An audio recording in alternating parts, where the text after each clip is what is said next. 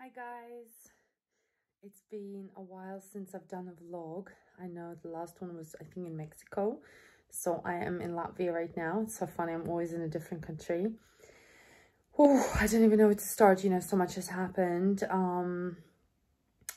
I can update you on my stomach and update you what I'm doing. Actually, there's a lot of stuff that's happening. I just can't usually fit it into my Instagram story because a lot of you, DM me later and ask me a lot of questions. So I was like, okay, I'm just going to do a vlog and tell you everything. So if you're interested about what's happening with my gut and what procedures I have booked and what I'm doing, which tests, then this video will be interesting for you. Also, I'm doing 12-day detox fasting retreat. And yeah, just to update you on my life. It's been pretty crazy. I obviously came back from Mexico and then I went back into my super intense schedule in London, but this was even more intense than usual. I was busy testing and filming lots of new recipes and courses and packing up my flat because I officially have left London. It's so crazy for me to even say it out loud. I've spent 18 years in England and I've left, and you know what, I feel fine. Like I don't feel sad or anything. I just, well, maybe a little bit but I just actually feel relieved. I feel like it's a new chapter for me and I'm very excited about the next journey, which I don't even know what it will be. I'm just kind of ready. And yeah, it's like pack a lot of my things and sort out a lot of you asking questions about Milo. We had a very difficult situation with Milo. We weren't able to take him home here to my family to help us look after him, but we found a really amazing family, amazing lady that's looking after him now. We're still in touch. We still pay for everything and help him out, so he's in good hands for now and he's being looked after. And yeah, he's all good and he's safe and he's very, very loved, and this family absolutely adores him. But it was really, really hard for me mentally and, to kind of say goodbye to him. I did cry a lot, and I kind of even wasn't able to process my emotions really because I was so busy and I couldn't even afford to lose like one day not to film, and I'll be out of my schedule.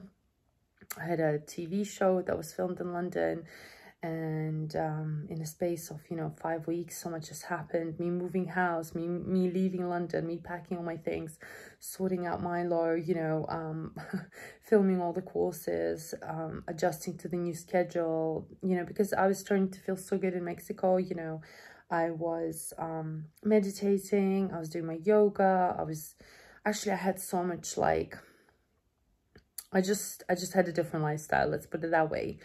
And going back to London really, really showed me so much. Like, I realized I've been living in so much stress for the last several years, which I did know that I was a little bit stressed, but I didn't know that was to that extent.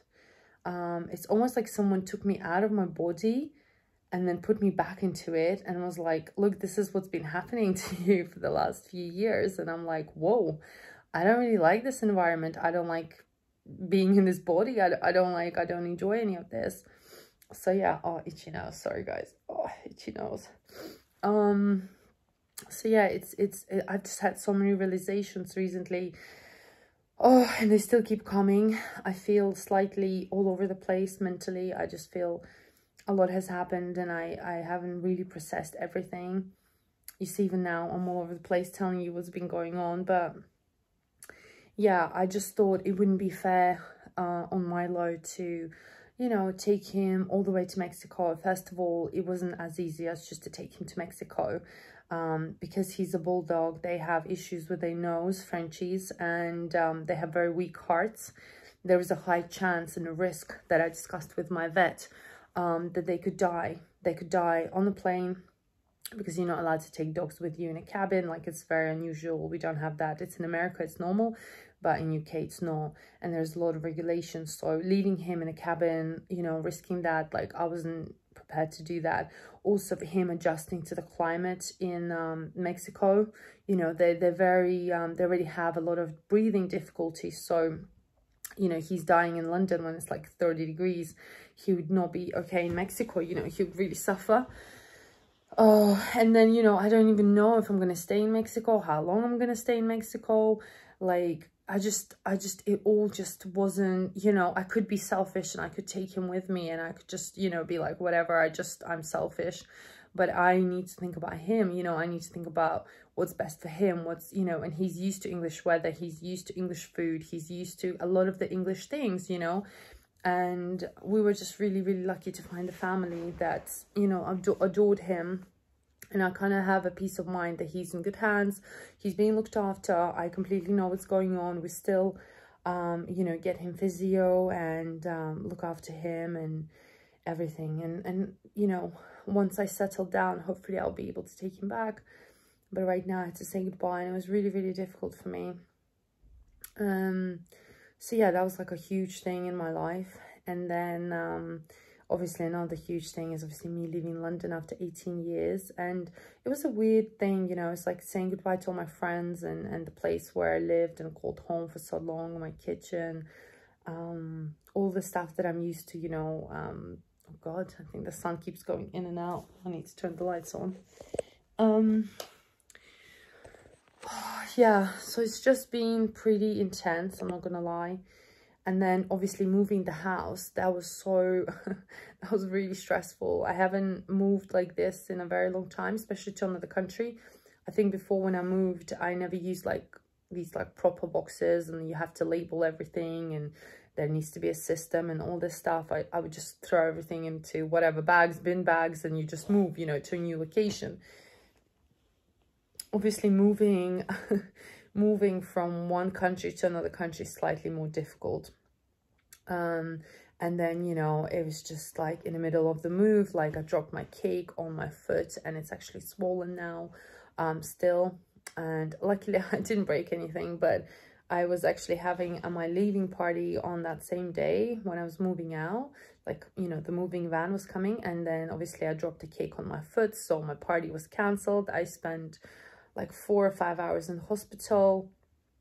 I mean, oh, you know, even now I'm talking about all this stuff and it gives me like anxiety and like just this heavy feeling like inside of me. Like I'm happy that this is over. Like it was just such an intense period of my life. And yeah, even now, like just even thinking about it, it just really makes me want to cry. It's just been difficult, you know, mentally and physically, and obviously physically as well. Like interesting things now about the bloat is that, you know, I've still suffering with bloat, but kind of goes in waves. Like at some periods it's less and more, and then while I was working actually in London, I didn't have the bloat, and as soon as I stopped, the pains came back, the bloat came back, like in more severe, like more flare-ups. And I've been here in Latvia now, and I still have the bloat. Obviously it's not like it's gone away, but and it's not flaring up as strong as it did in Mexico, but it's still pretty bad. In terms of tests, so I have done a SIBO test in London, and I have done a microbiome gut health test, and I'm just waiting for results. It's going to take a couple of weeks for both of them. And then, so over here, I have booked a whole colonoscopy and endoscopy procedure, like a full-on, under full anesthesia, which I'm going to do in a couple of weeks. And then I have booked gastrologist, and I've booked another doctor to get checked, to check my heart. Because, you know, like they found liquid around my heart in Mexico. If you guys remember, I did a vlog about that. Yeah, so basically I just feel I have quite a few health issues that I want to sort out. And I get it now, you know, I get why I have the health issues that I have. You know, I've realized now, like, I've been living in so much stress over the years in London, which I didn't realize before. Like, I knew I was stressed, but not to this extent that I realize now. And I kind of get why my body started to go on strike. You know, my body's literally on strike right now. It's not happy with me. You know, my shoulder hurts, this hurts, everything hurts.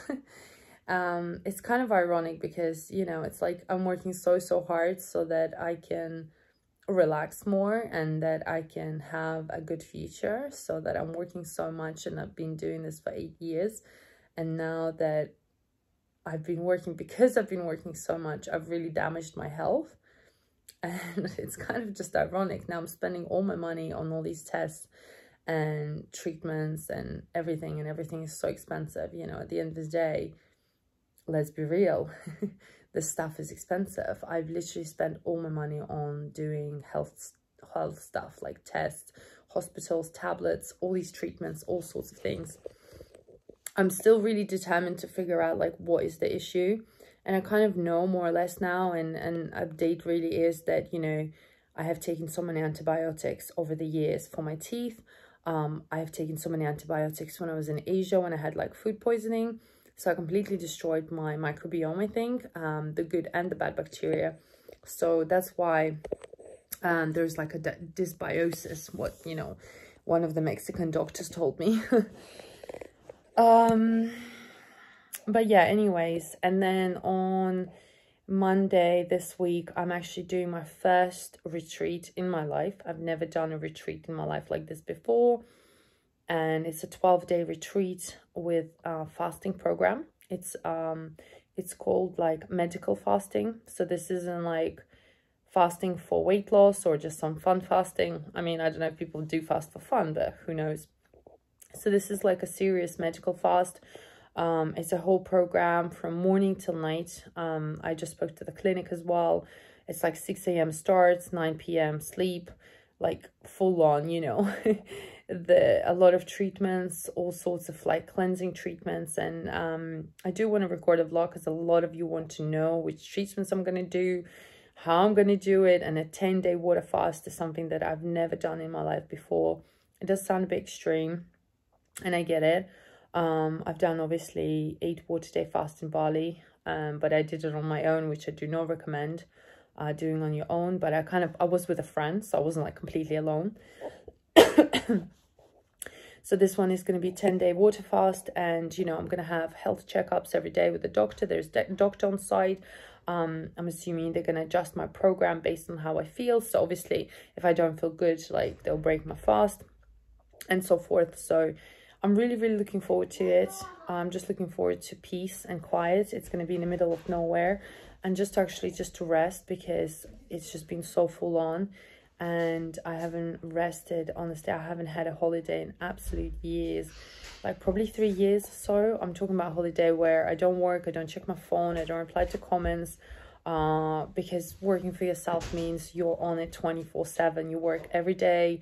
Even if I'm not like working physically, like let's say in the kitchen and creating recipes, I still am working on my phone, like, you know, and we just need a break from my phone. Hello. My little sister decided to say hi. The kids are back, so it might be a bit noisy, but I'm finishing up anyway. But yeah, basically, so yeah, I just realized I just need to recharge. I definitely feel that, you know, I am very low on energy. Like Mexico, I started to build that all up, and then suddenly it just kind of feels like it's all going away, and I've just been completely sucked out. And I just want to go back to that, you know, fulfilled state where I can just feel, I guess, more alive. I generally feel like someone took me and squeezed me and squeezed all the water out of me, and there's like no water left in me. I don't know if that makes any sense, guys. Just being really real with you, as I always am, but just kind of honestly sharing everything that's been going on. And yeah, I just really, really looking forward to the holiday. Well, I don't know how much it's going to be a holiday. It's a fasting retreat where I'm probably going to suffer, but it still just feels like hopefully I can get a break from everything. And yeah, they don't even let you use your phones because they want you to completely unplug. And that's another thing. I just realized, you know, so many people are plugged in. Like, we're constantly on our phones, we're plugged in 24/7. Like, we're all like glued, you know, to the phones, and some people can't even unplug. Like, I can consciously, if I want to, I can just not touch my phone for hours, right? I've never gone like more than a day without a phone, so that would be interesting. But generally, if you're watching this far, maybe that's a challenge for you. Maybe it's a sign, you know, to just unplug and not use your phone for a day or two and see how you feel. because we are so addicted to social media and to the phones, and it's just not good for you. And I think it affects your mental state, affects how you feel, what you do with your daily routine.